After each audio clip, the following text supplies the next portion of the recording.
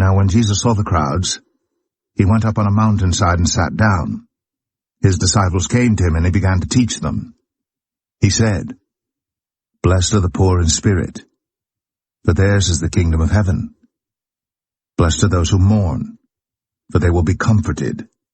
Blessed are the meek, for they will inherit the earth. Blessed are those who hunger and thirst for righteousness, for they will be filled. Blessed are the merciful, for they will be shown mercy. Blessed are the pure in heart, for they will see God. Blessed are the peacemakers, for they will be called children of God. Blessed are those who are persecuted because of righteousness, for theirs is the kingdom of heaven. Blessed are you when people insult you, persecute you, and falsely say all kinds of evil against you because of me.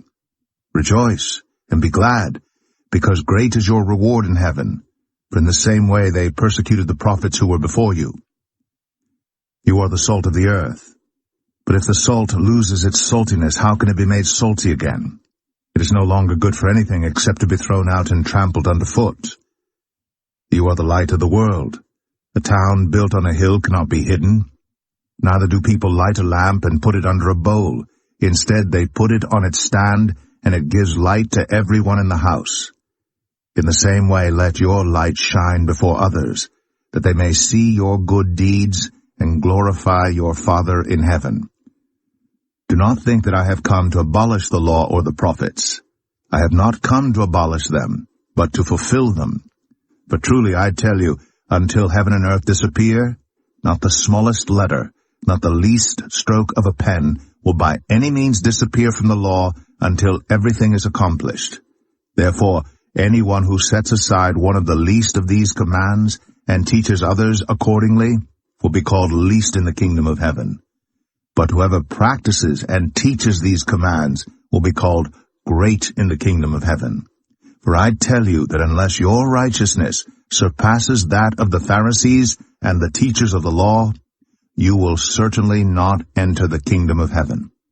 You have heard that it was said to the people long ago, "You shall not murder, and anyone who murders will be subject to judgment." But I tell you that anyone who is angry with a brother or sister will be subject to judgment.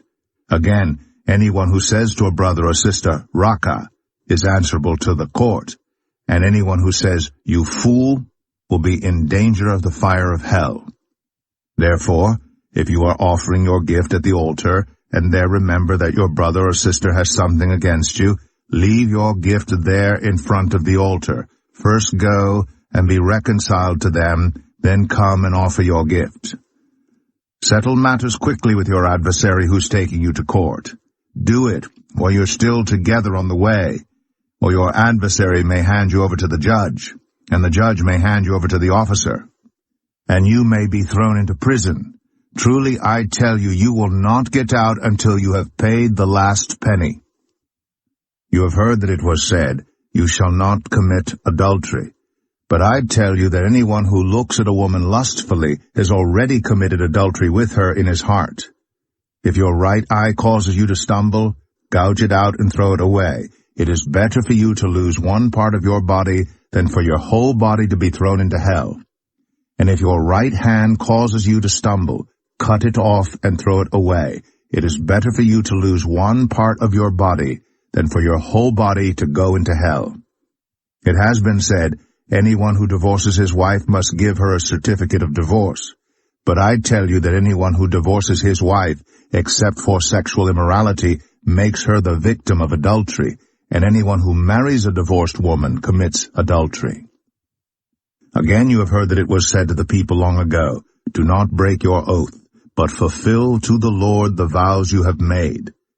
But I tell you, do not swear an oath at all, either by heaven, for it is God's throne, or by the earth, for it is his footstool, or by Jerusalem, for it is the city of the great king.